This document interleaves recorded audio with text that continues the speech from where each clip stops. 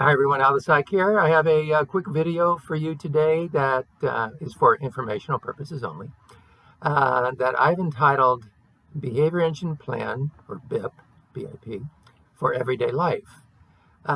So when I worked as a school psychologist, part of my responsibilities was to develop behavior intervention plans, BIPs, for students that were having significant behavioral issues. And I'm not going to go over all the details here, but I'll go through some components because I think a lot of what is included in a BIP can apply to us, adults in everyday life.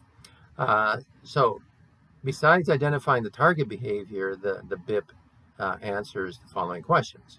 What are the predictors for the behavior, situations in which the behavior is likely to occur, people, time, place, subject, etc.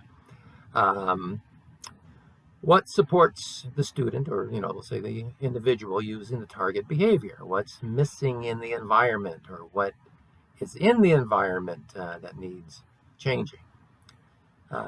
What environmental changes and supports are needed to remove the student's or the individual's need to use this behavior? And behavior occurs because, so what's the function of the behavior in terms of getting, protesting, or avoiding something? And then what the team, we had team, what the team believes the student should do instead of the problem behavior. How should the student or the individual escape, protest, or avoid, or get his or her needs met in an acceptable way? So how would this apply to the life of Joe or Jane Average? Well, I'll be Joe Average, and let's say my target behavior is over the top anger, like, yelling, screaming, pointing my finger, that sort of deal, like maybe when I get home from work. So what are the predictors of my behavior? Well, during and after driving home from work in Southern California traffic, getting home and then my kids running toward me and, yelling hi and maybe saying, let's play, that could be one possible scenario. So what in the environment needs changing? Well, less stimulation when I get home would need some changing. I can't really change the stimulation of the Southern California traffic.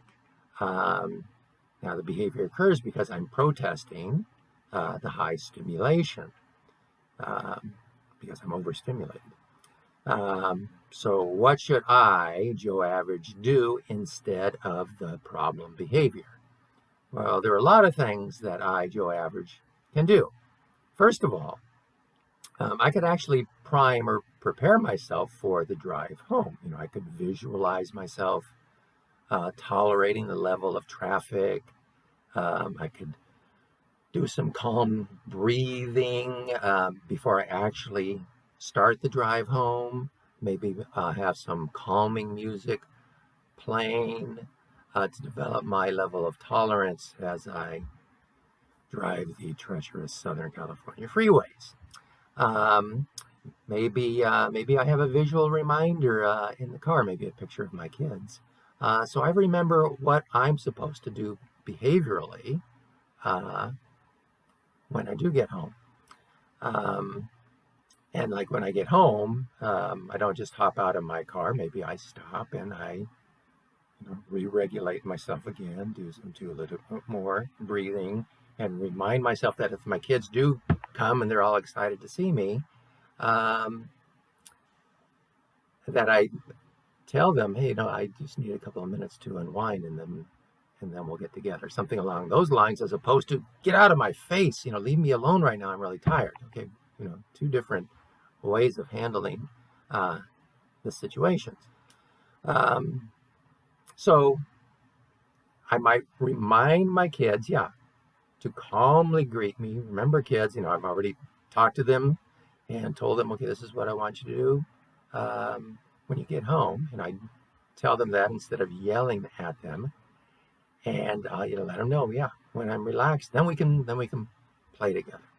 And perhaps a visual reward chart could be used for the kids to remind them, okay, when Dad gets home, give him a little space, say hi calmly, and let him relax for a few minutes, and then we'll get together and interact. Um, what I, Joe Average, want to avoid, if you've ever listened to Bill Burr talk about what growing up in the 70s, his stand-up routine talks about when dad comes home, it's not like, oh yeah, dad's coming home. It's like, oh no, dad's coming home. Let's hide. Let's run behind the couch, hide in the closet, something like that. We don't want, I, as Joe Average, surely don't want my kids to be responding to me that way. So that's why I would work on my own personal behavior intervention plan to make it to the point where I come home and it's like the kids are thinking, yeah, dad's home, as opposed to, oh no, dad's home. Okay. So you might want to, if you want, look at some things in your life and how is this behavior plan going to be implemented, in your life? What are some target behaviors that you might work on, and what are some of the changes that need to be made? What's the function of the behavior? Are you getting something by your behavior? Are you protesting something by your behavior? Are you avoiding something by your behavior? In my example, I was definitely protesting all this stimulation because I was already overstimulated after having come home, driving the freeways. So hopefully this is something that you might be able to use if there's a behavior that you want to target. And that is it for now. Thanks.